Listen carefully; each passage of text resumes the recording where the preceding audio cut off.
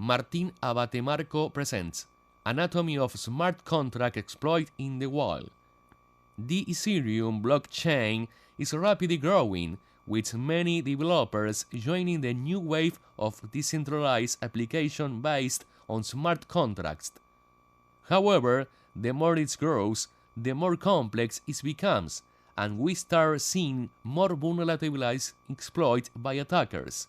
In this talk, after giving a brief introduction to the ecosystem, Martin will give a step-by-step explanation of 3 real exploits that we use or could have been used to steal millions of dollars of contract in production.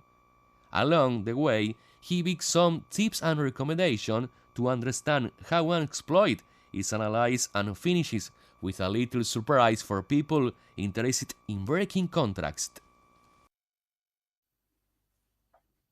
Hola gente de la ECO, ¿cómo están? Soy Martín, un gusto participar de esta nueva ECO del 2020. Así que hoy vamos a estar hablando de smart contracts y exploits que ocurrieron en producción. Yo trabajo como Security Researcher en una empresa llamada OpenZeppelin, que nos dedicamos fundamentalmente a hacer seguridad en blockchain y en particular a hacer Security Research sobre exploits y vulnerabilidades de smart contracts. Así que sin más presentación, sin más preámbulos, vamos de una hacia la presentación.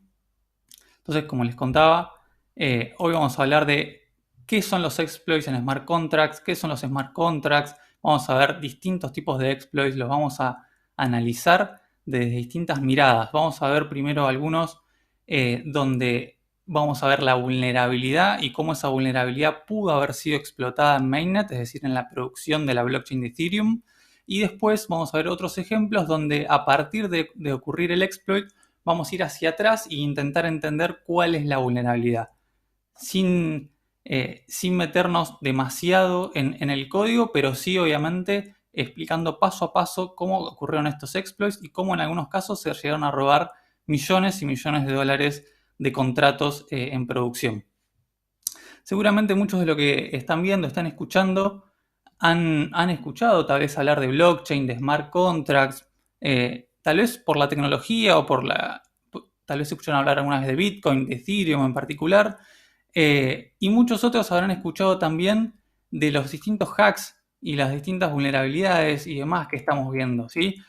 Cuando inicialmente pensábamos que los smart contracts iban a ser muy seguros y demás, últimamente estamos viendo que cada vez más hay vulnerabilidades y hay hacks y se están robando millones de dólares de smart contracts. Entonces algo está pasando en el ecosistema, ¿no?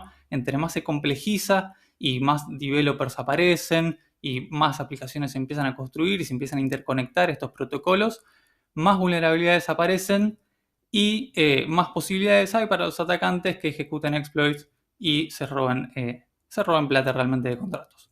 Entonces el estado de la seguridad en smart contracts está raro hoy, en el sentido que de vuelta hay mucha gente metiéndose, mucha gente nueva, y cada vez más se necesita security researchers, gente que haga incident response, de todo se necesita realmente para que este ecosistema pueda seguir creciendo y la tecnología de blockchain pueda llegar algún día a ese empoderamiento individual en términos financieros que queremos que a lo que lleve. Entonces, para darles una pequeña introducción a qué es un smart contract y demás, porque muchos probablemente es la primera vez que escuchan sobre esto o habrán escuchado muy poquito, pensemos un smart contract como un pedazo de código, ¿sí? Este pedazo de código corre en una máquina virtual, que es la EVM, la Ethereum Virtual Machine, que se va a ejecutar en una red descentralizada de nodos que no confían el uno en el otro y que cuando se ejecuta este código que tienen los smart contracts, lee y escribe datos sobre una blockchain pública, ¿sí? Sobre una cadena de bloques inmutable, bla, bla, bla, que estos smart contracts van a utilizar como medio para leer y escribir información. Hoy en día estos smart contracts están manejando una absurda cantidad de plata realmente, como vamos a ver, y están escritos en Solidity. Solidity es un lenguaje de alto nivel, vamos a ver hoy un poco de Solidity, que este lenguaje compila a código de EVM. Entonces, el Solidity es el lenguaje de alto nivel que lo compilamos y el bytecode que termina sacando el compilador es el bytecode que se termina deployando en la blockchain y que se va a ejecutar en la virtual machine de Ethereum. Bien, Entonces, con eso ya tenemos un pantallazo de qué es un smart contract.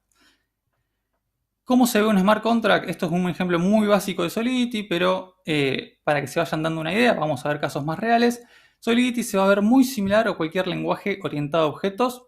A primera vista, obviamente, si entre más nos metamos al detalle de Solidity, más se va a ir diferenciando, pero a primera vista es un lenguaje que parece orientado a objetos, ¿no? Tenemos un contrato, tenemos variables de estado, las podemos inicializar, pueden ser públicas, privadas, hay herencia en Solidity, hay funciones públicas, privadas que se pueden llamar y demás. Entonces, este lenguaje se compila y el output del compilador es lo que se termina poniendo en la blockchain y es contra lo que al fin y al cabo terminamos interactuando. Algo a tener en cuenta es que todo el código de los smart contracts que están en una blockchain es público, es decir, es público el bytecode, digamos el código de bajo nivel que ejecuta la VM, pero podemos de alguna forma a veces tener el código de Solidity y si no también hacer ingeniería inversa del bytecode para recuperar alguna parte del código Solidity que estaría al cual estaría referenciando. Entonces, bien, eso es más o menos cómo se ve Solidity. Suficiente introducción, la verdad. Vámonos de una, entonces, porque esto está bueno aprenderlo haciendo y viendo y entendiendo las vulnerabilidades y los ataques. Entonces, vámonos de una a un primer escenario de un exploit que no se terminó ejecutando, pero que fue un research que hicimos en nuestra empresa y del cual me tocó ser parte. Un día resulta que una de mis compañeras, Alice Henshaw, la researcher que encuentra esta vulnerabilidad de la cual les voy a contar, pregunta, ¿cuál es el protocolo para que hay que seguir si encontramos un bug en un proyecto que no es de un cliente nuestro? Yo al leer esta pregunta, de una me mando y le digo, mirá, mandémonos de cabeza, no hay mucho protocolo, sí obviamente hay que seguir todo un trabajo interno, hay que armar un reporte, hay que hacer un responsible disclosure y demás, pero con muchas ganas de meternos de una a entender qué estaba pasando y si realmente eso se podía explotar en mainnet o no. Entonces, veamos de qué se trata esto. Les voy a contar un poco, para ponernos un ratito en contexto, hay wallets, digamos, contratos que tienen depositados plata que pueden actuar como billeteras virtuales que nos sirven para mover depósitos, mover fondos, tomar préstamos, interactuar con otros protocolos y demás. Entonces, hay uno que se llama Argent, es una billetera virtual que vos te instalás en tu celular. En tu celular quedan las private keys que van a servir para firmar transacciones que son después las que se mandan a la blockchain para interactuar con los contratos. Y entre muchas otras cosas, otros features que tiene esta wallet es que tiene guardianes. ¿Sí? Los guardianes sirven básicamente, son cuentas, es decir, otro dispositivo, un amigo, lo que sea, que te ayudan a recuperar los fondos si vos por algún motivo perdés acceso a tus private keys. Es decir, por ejemplo, perdés el teléfono, ¿cómo haces para recuperar tus fondos si tus private keys están en el teléfono? Bueno, existen los guardians que te ayudan a eso. Esta wallet tiene distintos módulos, entonces simplemente para que vean a primera instancia que tenemos un smart contract, que es la wallet, pero que a su vez está relacionado con distintos otros. Y estos módulos tienen distintas capacidades. Entonces nos vamos a quedar únicamente con el Recovery Manager. ¿Por qué? Porque podemos ejecutar una acción de recovery por si perdimos las private keys y queremos volver a tener acceso a nuestros fondos. Esto mapea exactamente a una función de un contrato de Solidity que les mostraba antes. Esto que ven acá es código Solidity. La idea es que lo podamos ver lo más grande posible, pero se lo puse así. Es ver que esta función execute recovery le pasamos dos parámetros, le pasamos a qué wallet queremos, con qué wallet queremos interactuar y qué address va a ser la nueva cuenta que va a ser la dueña de los fondos que tienen en esa wallet. Hace varias cosas esta función, no nos vamos a ir al detalle, pero una de las cosas importantes que hace es que el recovery period es de 36 horas en este caso, entonces una vez que se ejecuta el recovery tienen que pasar 36 horas para que se pueda realmente ser efectivo. Y además, durante esas 36 horas, la wallet queda totalmente bloqueada y nadie tiene acceso a esos fondos, ¿sí? Ni siquiera el dueño. Pero como ven ahí, en la primera línea a la derecha dice only execute. Esto quiere decir que esta función solo va a poder ser llamada desde otra función. Y esa otra función es un poquito más compleja, pero vamos a quedarnos solamente con algunos pedacitos de ella para hacerla más simple. De vuelta, tenemos una función execute que va a tomar estos tres parámetros. ¿Qué wallet? Como primero, sobre qué wallet vamos a ejecutar esta acción, que va a ser la acción de recovery. Esa acción la vamos a indicar en el segundo parámetro que dice data. Y después le vamos a pasar firmas, ¿sí? Estas firmas básicamente es que tenemos que enviar junto con la llamada de esta función para poder ejecutar el recovery. En el caso entonces, lo que hace ejecutar esta función para llamar a la función anterior que vimos de execute recovery va a fijarse cuántas firmas necesitamos, ¿sí? Entonces vemos ahí una llamada que dice get require signatures, y la idea es que si esa llamada interna, una función que ahora estamos a punto de ver, ahora la vamos a ver, si esa llamada de esa función nos devuelve 0 y no pasamos ningún signature como atacantes en los 3 parámetros que como atacantes controlamos sobre esta función, idealmente en el caso teórico podríamos llegar a llamar a la función execute recovery que vimos recién y ejecutar un takeover total de la wallet, obviamente esperando estas 36 horas, pero podríamos entonces iniciar un takeover de cualquier wallet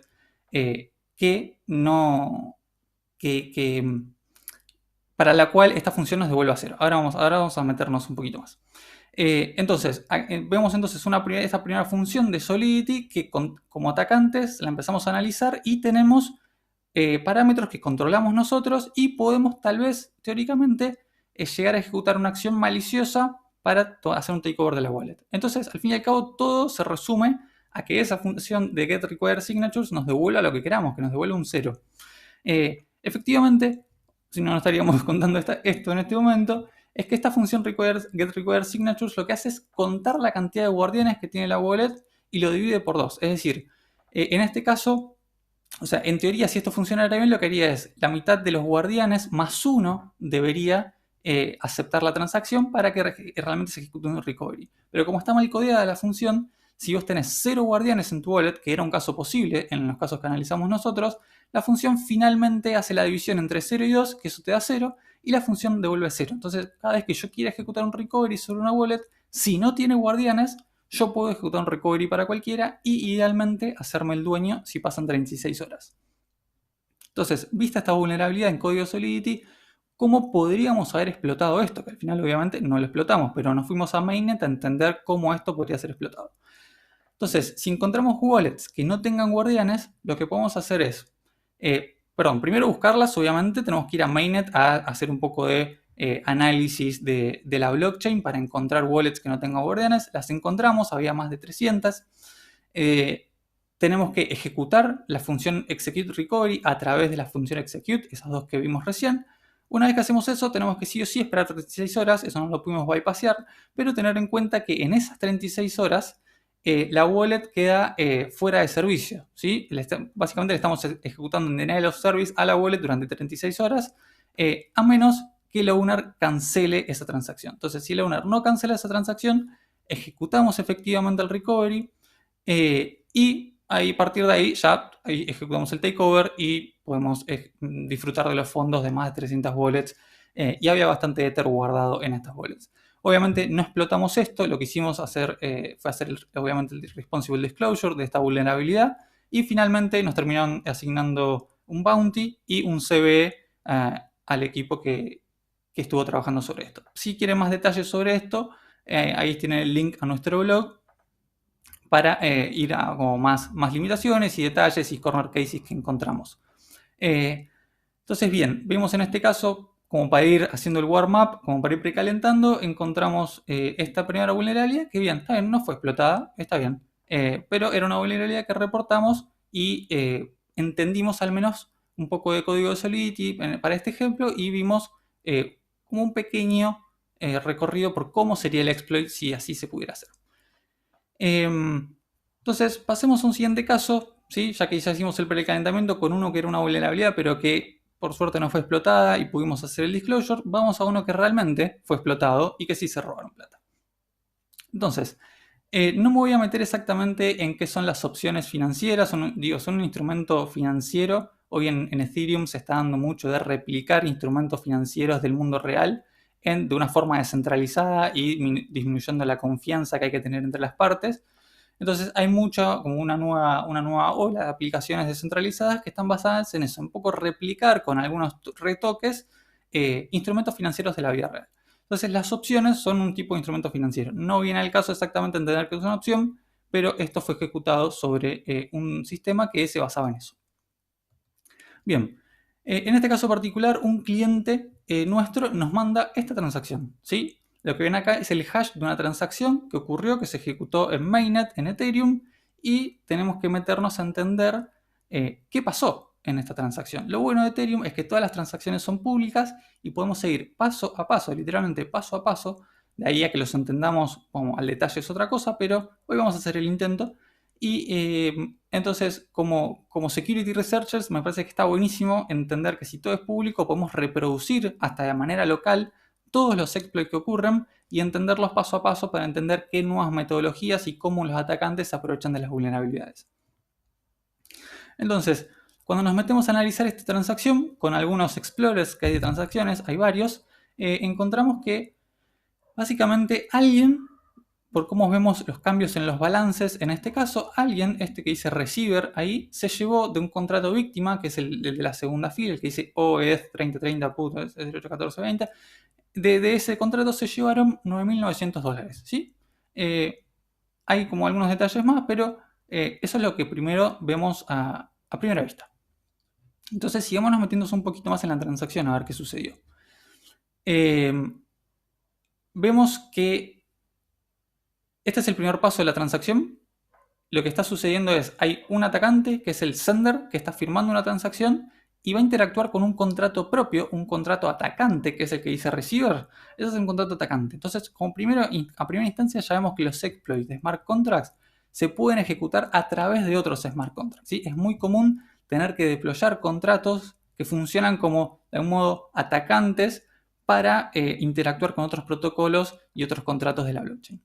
Entonces, en este caso vemos que ya de entrada el atacante no está interactuando directo con la víctima, sino que lo va a hacer a través de un contrato del cual no tenemos el código, pero vamos por lo menos a entender qué interacciones empieza a hacer. Bien, continuamos entonces. El atacante va a llamar, este es el segundo paso, todo lo que vamos a ver ahora se ejecuta desde el contrato del atacante, ¿sí? Va a llamar a la función add ERC20 collateral option, en el primer renglón se ve ahí. Va a llamar a esa función del contrato víctima, ¿sí? Más allá de todos los parámetros que pasa, pero estamos viendo que esa llamada a esa función add ERC20 collateral option lo que va a hacer es transferir $9.900, es decir, depositarlos en el contrato víctima. Entonces, de entrada ya es raro, ¿no? Porque para ejecutar este ataque primero estamos viendo que de entrada tenés que tener $9.900 como para empezar a hablar y poder ejecutar el ataque. Entonces, bueno, pero es el primer paso de la transacción que vemos. Entonces sigamos investigando un poquito más por qué el atacante tiene que estar depositando primero $9.900, ¿no? El paso siguiente, una vez que llamó a la función addERC20 collateral option que vimos recién, hace otra llamada a otra función, que es la función exercise, ¿sí? Esta función exercise lo que tiene interesante es que hay que pagar para llamarla, y en este caso el atacante está pagando 30 Ethers, que es la moneda nativa de la blockchain de Ethereum. Entonces, ya depositó 9.900 antes y además está gastando 30 Ether en este. Bien, ya está gastando bastante plata, pero vamos a ver qué se lleva de todo esto.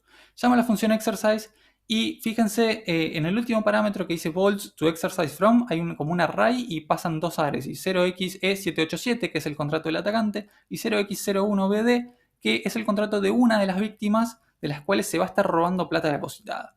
Y una vez que llama esta función exercise vemos en los dos segundos renglones que dice usdc.transfer, ahí lo que está haciendo es llevarse $9.900 dos veces. O sea que al principio habíamos visto que llamó a addERC20 collateral option, depositó 9.900. Llamó a exercise, depositó 30, pero ahora se llevó $9.900, o sea, casi $9.900 por 2, ¿sí? Entonces, esto ya es bastante raro y como que ya nos tiene que llamar la atención, ¿no? Hay alguien que se está llevando de una víctima $9.900.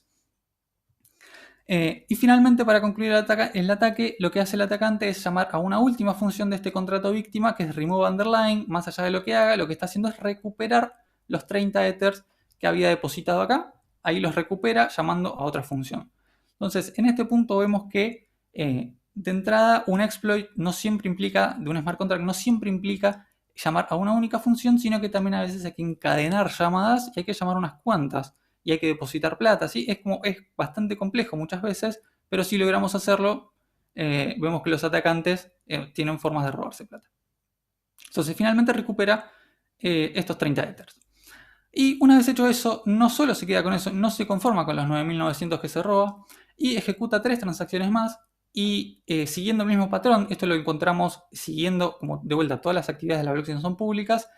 Lo que hicimos fue entender qué tipo de actividades estaba realizando la gente sobre el contrato víctima y traceándolos al contrato atacante. El atacante siempre utilizó el mismo contrato para atacar a esta víctima y se ejecutó esta transacción con este mismo patrón, con algunas sutilezas distintas que no viene al caso, pero finalmente ejecutando el mismo tipo de ataque se termina llevando arriba de $130.000 de ganancias. Tuvo que depositar algo al principio, sí, además tuvo que pagar fees a los mineros para ejecutar estas transacciones, pero si al fin y al cabo se llevó $130.000, más de $130.000, le fue bastante productivo, ¿no? Bien, entonces, ¿por qué sucedió esto? Vimos antes algo de código Solidity, me quiero guardar código Solidity para ver en el siguiente caso, entonces en este caso no lo vamos a ver, pero es bastante simple, simplemente para que lo entiendan fácil, es la función exercise hay que pagar por utilizarla y cada vez que la llamas hay que pagar. En este caso, por una vulnerabilidad, por un error en el código Solidity que tenía esta función exercise, permitía al atacante ejecutar múltiples operaciones, pero pagando una única vez. Entonces pagaba estos, por ejemplo, 30 Ether que vimos que tenía que depositar y después encima los podía recuperar, ¿sí? Entonces, esencialmente, permitía ejecutar esta función y pagar una única vez por múltiples operaciones y básicamente regalando plata a cualquiera que ejecute este ataque. Bien, entonces hasta ahí vimos un segundo exploit, que este sí realmente fue ejecutado en mainnet, sí lo pueden seguir, sí si recuperan las slides, pueden ver esas transacciones que yo les cuento, y esto es todo público en la blockchain y lo pueden reproducir hasta localmente, paso a paso. Pero no nos vamos a quedar ahí, vamos a ir a un paso más, que creo que es el más lindo y uno de los más importantes, que no sé si es más importante que en la historia de Ethereum, pero de este año yo creo que sí. Pero antes de movernos a entonces recapitulemos un poco. Tenemos atacantes que están ejecutando transacciones en la blockchain. Estos exploits que se ejecutan en estas transacciones no solo se ejecutan llamando a una única función de un contrato, vimos que muchas veces hay que llamar a varias funciones de un contrato, hay que entender muy bien la lógica de negocio de los contratos, hay que a veces depositar plata, hay que encadenar llamadas, hay que interactuar con otros protocolos, ¿sí? No es pego una llamada, le pego un contrato y listo, ya está, me robé plata. Muchas veces hay que tener un entendimiento bastante interesante de la lógica de negocio de los sistemas para terminar encontrando las vulnerabilidades y lograr a veces hasta sutilezas que nos permiten llevarnos plata a los contratos. Dicho eso, entonces, movámonos ahora a este tercer exploit, donde ya de entrada les cuento, como dice ahí, se robaron más de $25 millones. Y es una historia muy interesante. En Ethereum hay algo muy común que está sucediendo últimamente, que es que, como les conté, hay muchos sistemas y muchos proyectos que cada vez más intentan copiar instrumentos financieros de la vida real. Eso es lo que hoy en día en Ethereum le llamamos Decentralized Finances o DeFi. Me van a escuchar mucho decir DeFi en este rato. Entonces hay muchos proyectos de DeFi que están copiando básicamente con algunas sutilezas, algunos cambios, hasta algunas mejoras, ciertos instrumentos financieros y ciertas dinámicas financieras del mundo real. Entonces es muy común últimamente tener lo que se llama pools de assets, es decir, contratos donde se depositan muchos criptoactivos de distintos tipos, tanto Ether como monedas que llaman tokens de la blockchain de Ethereum. Y a partir de toda esa plata depositada en un mismo pool de criptoactivos, permiten a veces tomar préstamos, ejecutar distintos tipos de transacciones para hacer trading y demás, ¿sí? Como hacer a veces especulación y demás. Entonces vamos a ver un ejemplo de un contrato que es un pool de criptoactivos y permite, por un lado, depositar lo que llamamos collateral, es decir, depositar fondos para ganar un interés sobre esos fondos y por la otra ventanilla viene gente y toma prestado de esos fondos pagando una tasa de interés, ¿sí? Y en el proceso el contrato se quedará con algún fee. Entonces tenemos un contrato que permite proveer colateral, es decir, proveer depósitos para que sean prestados. Tiene una función que nos va a permitir tomar prestado y tiene una función que nos va a permitir recuperar el colateral. Es decir, un inversor que viene a depositar plata, en un momento se quiere retirar, y llama a otra función para retirar esos fondos. Entonces son estas tres cosas que vemos ahí. Y esto mapea exactamente a código Solidity. Entonces está el código Solidity del contrato vulnerable que estamos a punto de ver. Esas tres funciones que les conté recién mapean exactamente a las funciones supply, borrow y withdraw que estamos viendo. ¿Sí? En todas vamos a decir con qué asset vamos a trabajar y vamos a decir qué amount de plata queremos estar moviendo en esa transacción. Entonces le queremos decir, bueno, quiero depositar tanto de tal asset, quiero tomar prestado tanto de tal asset o quiero recuperar, habiendo depositado previamente, quiero recuperar tanto de tal asset. ¿Bien? Son funciones públicas que cualquiera puede ejecutar, dadas cierto tipo de precondiciones, pero son funciones que mapean exactamente a código Solidity. Ahí tienen el address también ahí abajo del contrato del cual vamos a hablar. Esto lo pueden llevar a cualquier explorer de la blockchain y meterse al código de Solidity. El código está verificado, se lo pueden bajar a su computadora, pueden hacer toda la experimentación que quieran sobre este código y encontrar hasta ustedes mismos las vulnerabilidades. Es un contrato que se llama Money Market y bueno, de vuelta está deployado en ese address.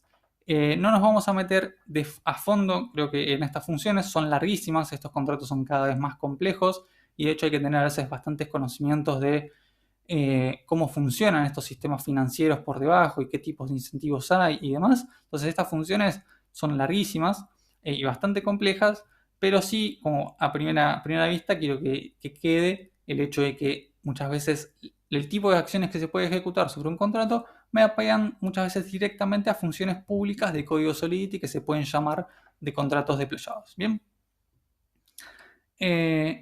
Perfecto. Entonces, volviendo al diagrama este que estábamos viendo, la idea que si tenemos todas esas funciones, lo único bien que tiene que hacer, o sea, tiene que hacer varias cosas bien el contrato, ¿no? Pero lo más importante me parece que tiene que hacer un contrato es mantener un balance consistente de las cuentas que tiene internas, ¿sí? Es decir, tiene que saber exactamente cuánta plata entró y cuánta plata salió y ser consistente en eso y no permitir que alguien se lleve más de lo que depositó o que los intereses se calculen de manera correcta y que nadie pueda manipular de algún modo esos balances internos, ¿no? Imagino que ya se dan cuenta por dónde viene la cosa.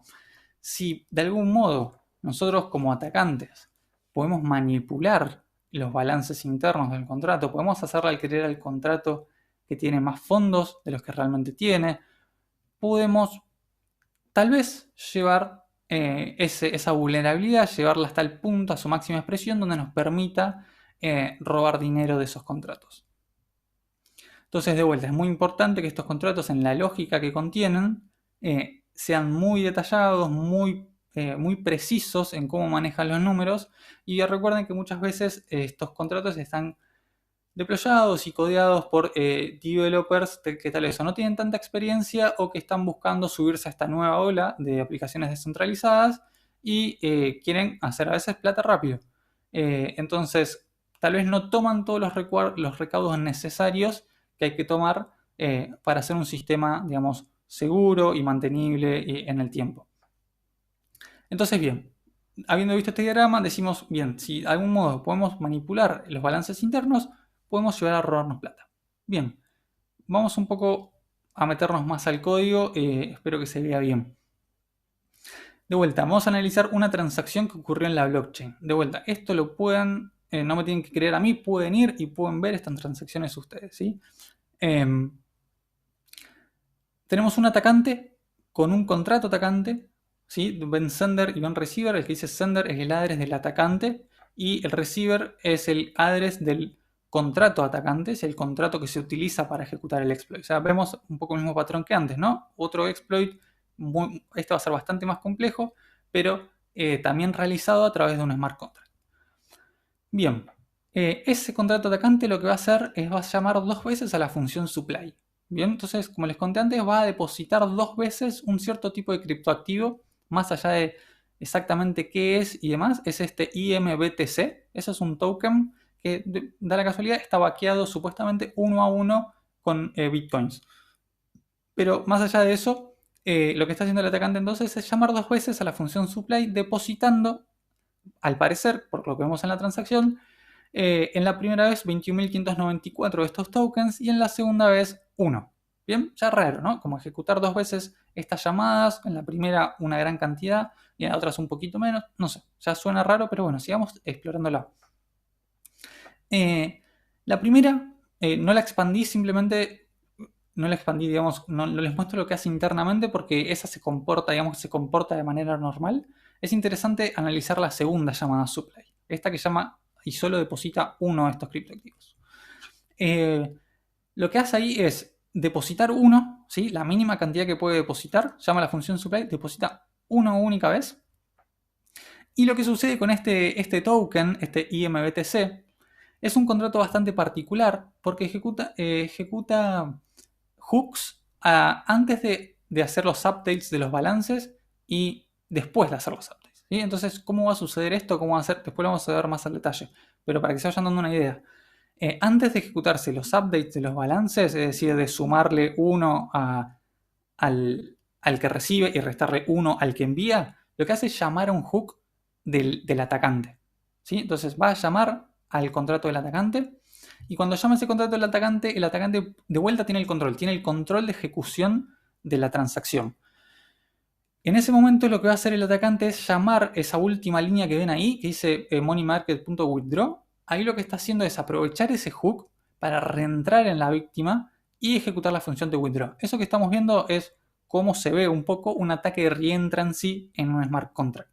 Es un ataque hiper conocido en el sentido de que fue utilizado muchas veces y es bastante difícil de protegerse. O sea, hay formas simples de protegerse, pero que tienen también sus limitaciones y muchas veces los developers caen en este tipo de vulnerabilidades. Entonces el atacante ejecuta withdraw y se lleva esta cantidad de tokens. Pero ¿por qué hacer este reentrancy, no? Si al fin y al cabo parece que está perdiendo un token, porque digo, está depositando 21.594, deposita uno más, ahí tiene 21.595, pero después se lleva 21.594, o sea que al fin y al cabo depositó uno, ¿sí? Es raro. Pero esto lo está haciendo, de hecho, para hacer esta manipulación de los balances internos que le conté antes. Lo que está haciendo es, aprovechándose que la función supply en la segunda llamada no tiene forma de enterarse de la llamada reentrante a withdraw. Entonces lo que hace ahí es el balance interno del contrato, quedan 21.595, no se entera de la llamada a withdraw, ahora vamos a ver cómo en código Solidity, y el atacante al fin y al cabo, si bien depositó 1, el contrato cree que depositó 21.595. ¿Cómo se ve esto en código Solidity? Simplifiqué mucho las funciones de supply y la función de withdraw, ¿sí? Los puse así para que se vea bien grande y se entienda. Tenemos estas dos funciones, en la primera supply y en la segunda withdraw. En la supply le decimos cuánto vamos a depositar. Y fíjense que lo que hacemos es tomar, en la línea 18, vamos a tomar cuánto tiene el que está llamando a esta función, cuánto tiene depositado, se lo sumamos a cuánto está depositando y lo guardamos en la variable local new balance, ¿sí? Y acuérdense que en esa variable local va a quedar guardado esto, lo que tenía antes más lo que estaría a punto de depositar ahora. En la línea 26 es token.transferFrom, ahí lo que estamos haciendo es ejecutar la transferencia desde el que llama hacia el contrato de tokens. Pero como les conté, este transfer from lo que va a hacer es ejecutar primero un hook en el atacante, después va a hacer el update de los balances y después va a ejecutar un hook en el que recibe la transacción. En este caso, olvídense de ese punto 3 de execute hook on receiver, eso olvídense, pero quedémonos en los primeros dos. Entonces, en el punto 1 dice execute hook on attacker. Eso quiere decir que antes de hacer el update de los balances, vamos a volver a llamar al atacante y le vamos a pasar el hilo de ejecución. Cuando le damos ese hilo de ejecución, el atacante llama a la función withdraw, que está en la línea 31, llama a esa función de withdraw y retira en esas tres líneas que ven ahí. Lo que está haciendo es poner sus depósitos en cero y retirar la plata que depositó en supply, que había depositado, perdón. En este punto, entonces, el contrato de vuelta cree que está bien, depositaste 10, llamaste a withdraw, te estás llevando esos 10, perfecto. La ejecución ahora vuelve a la línea 26, a transfer from, y va a hacer el update de los balances, se hace ese update de los balances, y en la última línea 28, dice new balance, o sea, se asigna el new balance a los depósitos actuales del que llamó a la función. En este caso, lo que está sucediendo entonces, si ese new balance no se da cuenta que en el medio se llamó withdraw. Bien, porque ese new balance tiene el valor anterior, antes de que se ejecute withdraw. Entonces, en el balance interno del contrato, cree que tiene depositado más de lo que realmente tiene, porque en el medio se llama withdraw. Entonces, aprovechándonos de esta vulnerabilidad, es un tipo de ataque de reentrancy, un poco más complejo, pero un tipo de ataque de reentrancy, el atacante puede terminar manipulando los balances internos del contrato. Y una vez que hace eso, obviamente empieza la diversión para el atacante porque ve que puede empezar a llevarse plata, ¿no?